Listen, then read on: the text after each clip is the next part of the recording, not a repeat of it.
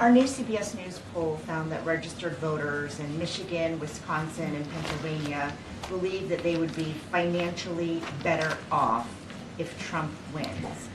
How do you explain that? Going to be careful because we're talking about registered voters. We're talking about a candidate now, obviously the former president who's now a candidate. I got to be mindful of the Hatch Act, and so can't speak to that specifically. But what I will say more broadly is we understand what Americans have gone through. We understand that the pandemic was a heavy, heavy burden on Americans. We understand that Putin's aggression into Ukraine caused inflation to rise, right? Pandemic caused inflation to rise, caused damages to the supply chain. And so that's why the president took action. The American Rescue Plan obviously was incredibly important in turning the economy around, dealing with the supply chains. And we also understand that prices are still too high. They're still too high. So this is why you hear us talk about junk fees. This is why you hear us talk about lowering prescription drugs. It is important, making sure that big corporations and billionaires pay their fair share. And so we're going to do more work, and we're hoping that message gets through to the American people. That's why you've seen the president in New Hampshire, in Las Vegas, in Madison, Wisconsin, laying down that message directly to the American people.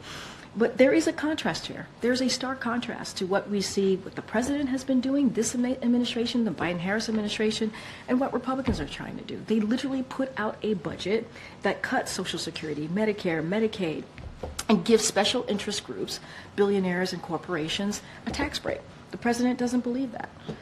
So that's what I will say. I have to be really mindful to not speak specifically to that poll, but more broadly, that's what I can say, and we understand what Americans are feeling right now. That's what we're trying to do more. Is the president frustrated that despite the fact that he continues to say what he has done, that some Americans are not feeling the impact of his policies? So, look, we have seen some consumer confidence go up over the past couple of months, and I think that's important to note.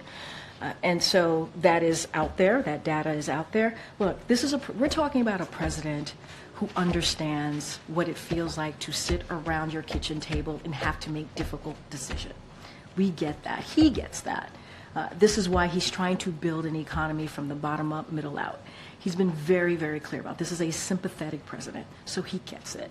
So he's not going to be frustrated by that. What he's going to do is continue to do the additional work to lower cost and do everything that we can there, and to go out there and speak directly to the American people. I think that's the most effective way to do that.